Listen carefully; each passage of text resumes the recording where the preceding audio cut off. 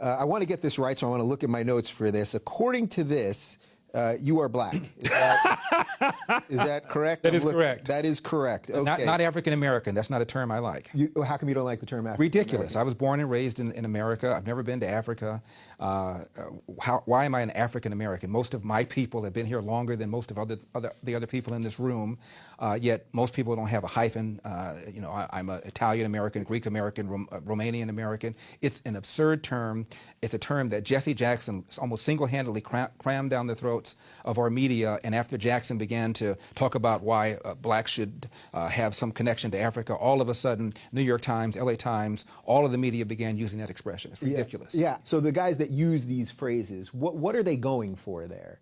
Well, what is the goal there? The goal is to tell black people that we're victims, that discrimination and racism remain major problems in America when in fact they don't. And they want black people to vote for the Democratic Party.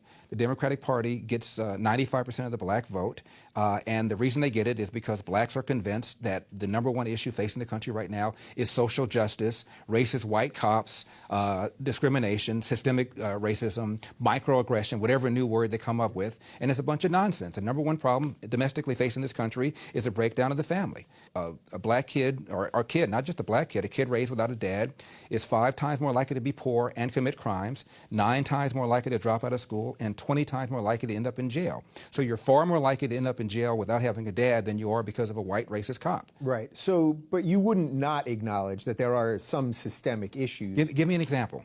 Tell me what you think the most systemic racist issue is. What is it?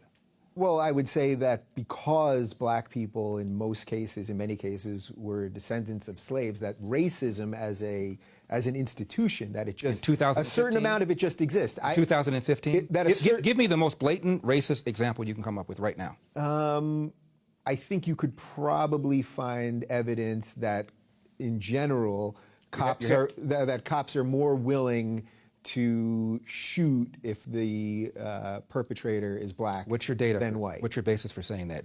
Last year... Well, look, I know a lot of people would say, look what's going on in Chicago. I know what they would say. Yeah. I'm talking about what the facts are. 965 people were shot by cops last year and killed. 4% of them were white cops shooting unarmed blacks. In Chicago in 2011, 21 people were shot and killed by cops. In 2015, there were 7. In Chicago, which is a third black, a third white, and a third Hispanic, 70% of the homicides are black on black. About 40 per month, almost 500 per year last year in Chicago, and 75% of them are unsolved. Where is the Black Lives Matter on that? The idea that a racist white cop and shooting unarmed black people is a peril to black people is BS. It's complete and total BS. And the reason for these so-called activists saying this is the assumption that racism remains a major problem in America. The media, CNN, especially MSNBC, runs down whenever a black cop shoots somebody, and it's some march on Washington. It's ridiculous. Black people, half the homicides in this country are committed by and against black people. Last year there were 14,000 homicides. Not talking about suicides, I'm talking about homicides. Half of them were black, 96% of them black on black of that 7,000. Where's the Black Lives Matter people on that? In Baltimore, where Freddie Gray was killed, Freddie Gray died in a van, I shouldn't say was killed, died in a van. Yeah. You have a city that's 45% black. City council is 100% Democrat. The majority of city council is black. The top cop at the time was black. The #2 cop was black. The majority of the command staff is black. The mayor is black. The AG is black. And yet here we are talking about racism. I mean, it's absurd.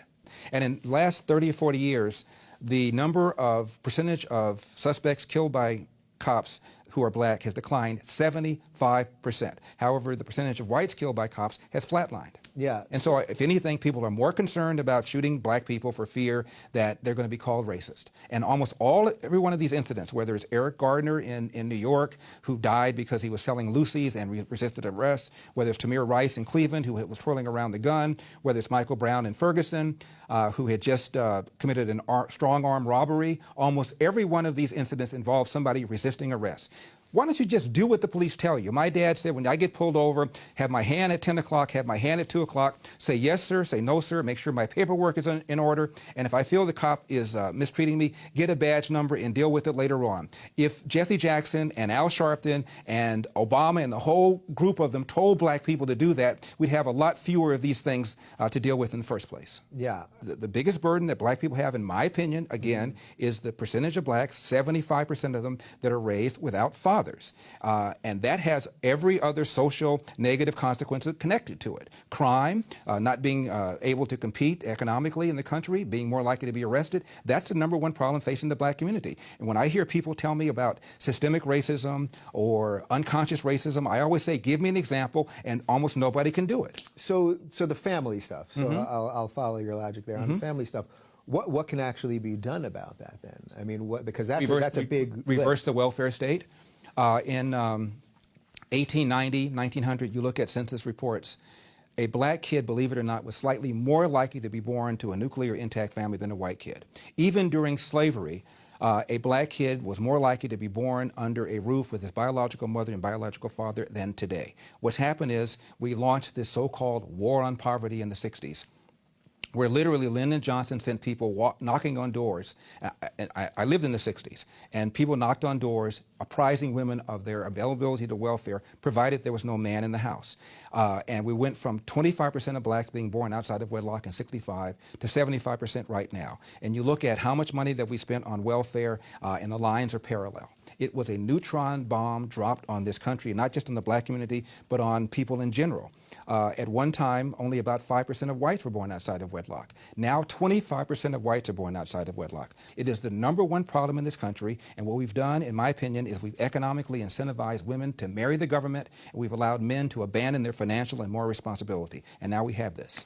So do you And the left has done this. They don't want to deal with these issues. Why? Let's have a conversation. If I'm wrong, tell me I'm wrong. Tell me how I'm wrong. Give me your data. Give me your facts. Tell me what you got. Yeah. And I could quote the Brookings Institution, which is a liberal think tank, and the Heritage Foundation, which is a conservative think tank, and they'll both tell you that there's a relationship between crime and bad schools and going to prison and not having a dad. So this is not just a liberal kind of thing or a conservative kind of thing. It's a real world kind of thing, and they don't want to have that conversation. How do you wrestle away a little bit of the narrative from the Black Lives Matter folks?